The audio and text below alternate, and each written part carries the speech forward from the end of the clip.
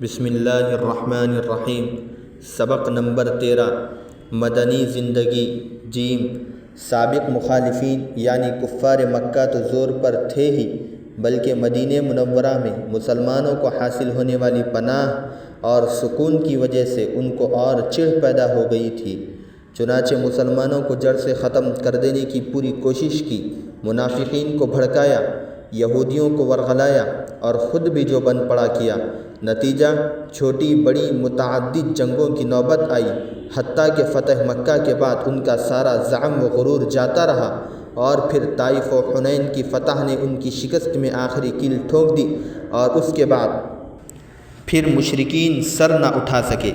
مدینے کے زمانہ قیام میں کام کی سہولت، افراد کی کثرت، ماحول کی موافقت کی وجہ سے اسلام کی تبلیغ اور اسلامی احکام کی نشر و اشاعت کے سلسلے میں منظم اور وسیع پیمانے پر اہم اقدامات کیے گئے۔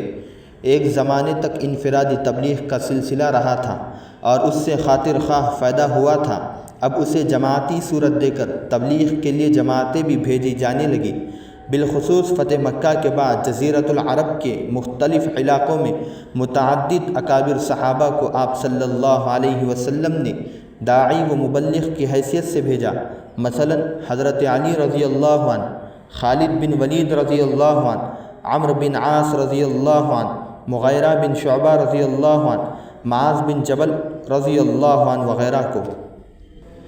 نیز دینی زندگی کو طاقت بخشنے کے لیے مساجد کی تعمیر اور ہر قبیلے و بستی میں ائمہ و مؤذنین کی تقرری کا بھی سلسلہ شروع کیا گیا۔ صلح حدیبیہ کے بعد سن 6 ہجری میں آپ نے عرب کے ہر 4 طرف کے مشہور بادشاہ و سلاطین کے نام دعوتی گرامی نامے بھی ارسال فرمائے۔ قیصر شاہ روم، کسریٰ شاہ فارس، شاہ حبش والی شام، والی یمن، والی مصر وغیرہ کو۔ دوسری طرف غزوہ خندق میں کفار کی شکست کے بعد جب یہ بات سامنے آ گئی کہ کفار عرب کی طاقت بڑی حد تک ٹوٹ چکی ہے اور مسلمان فتح و کامرانی میں آگے ہی بڑھتے جا رہے ہیں، تو مدینہ کے دور دراز کی مسافت پر رہنے والے عرب قبائل کے وفود و نمائندے آپ کی خدمت میں آنا شروع ہوئے۔ یہ وفود چند افراد پر بھی مشتمل ہوتے اور کبھی 100 یا اس سے زائد افراد پر بھی۔ اس کی وجہ سے اسلام کی بڑی اشاعت ہوئی کہ یہ وفود واپس جا کر اپنے علاقوں و قبائل میں کام کرتے رہے اور اسلام کا حلقہ بڑھتا رہا۔ اس کا سلسلہ بھی سن 6 ہجری تک ہلکا رہا، پھر کچھ زور ہوا، مگر اتنا نہیں جتنا کہ فتح مکہ کے بعد ہوا، کہ اس کے بعد تو اتنے وفود آئے کہ سن 9 ہجری عام الوفود وفد